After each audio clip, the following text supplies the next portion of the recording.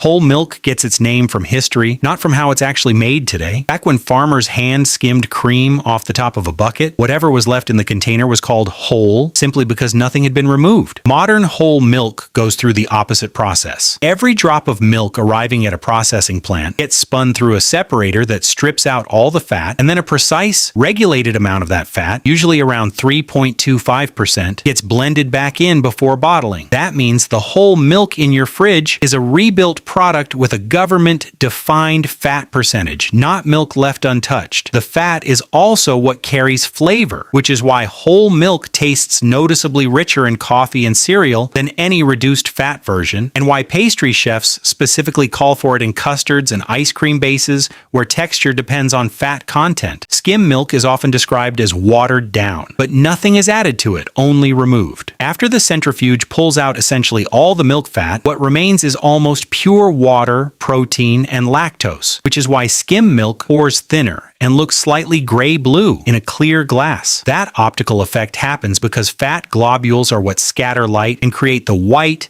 opaque look of regular milk, and without them, light passes through differently. Losing the fat also means losing the vitamins that dissolve in fat rather than water, specifically A, D, E, and K. So regulations in most countries require skim milk to be fortified with those vitamins synthetically before sale. Demand for skim milk exploded in the 1980s during a wave of low-fat dieting trends, even though nutrition science on saturated fat has shifted considerably since then. Raw milk is milk exactly as it leaves the cow, with no heat treatment and no mechanical processing to break up the fat. Because nothing forces the fat molecules to stay suspended, they naturally rise and pool at the top of the container within a few hours, forming a visible cream layer that separates cleanly from the thinner milk below. This was simply what milk looked like for most of human history, up until pasteurization became standard practice in the early 20th century, as a response to disease outbreaks traced back to unclean dairies. Because raw milk skips the sterilization step, health regulators in many countries either ban its retail sale outright or restrict it to direct farm purchases. And advocates argue over flavor and nutrient claims that remain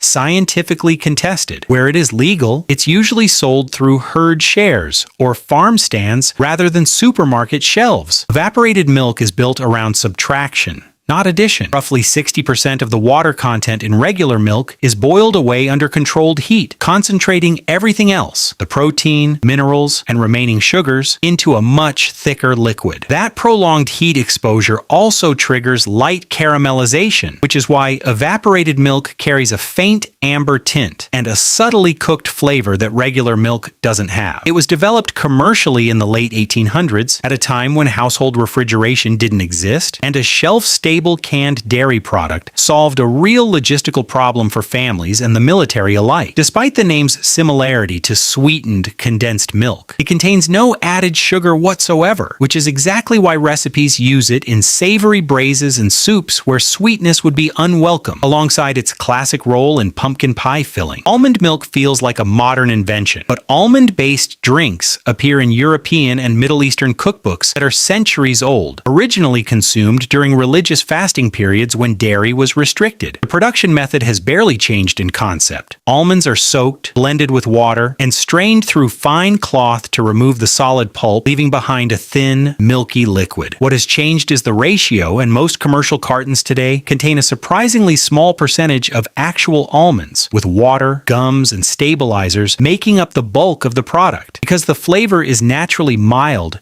and doesn't overpower other ingredients, it's become a default base in smoothies and protein shakes where the goal is texture without competing taste. Coconut milk exists in two completely different retail forms that share a name but behave nothing alike in the kitchen. The thick, canned version is made by pressing grated coconut flesh through cloth, extracting a dense, high-fat cream that separates and rises inside the can if left undisturbed. The thinner carton version found in the refrigerated aisle is that same base significantly diluted with water and stabilized to stay smooth, positioned as a dairy alternative beverage rather than a cooking ingredient. Long before either version existed on a supermarket shelf, coconut milk had already been a foundational ingredient across South and Southeast Asian cooking for centuries, forming the base of Thai curries, Filipino desserts, and countless regional stews, almost never consumed on its own as a drink.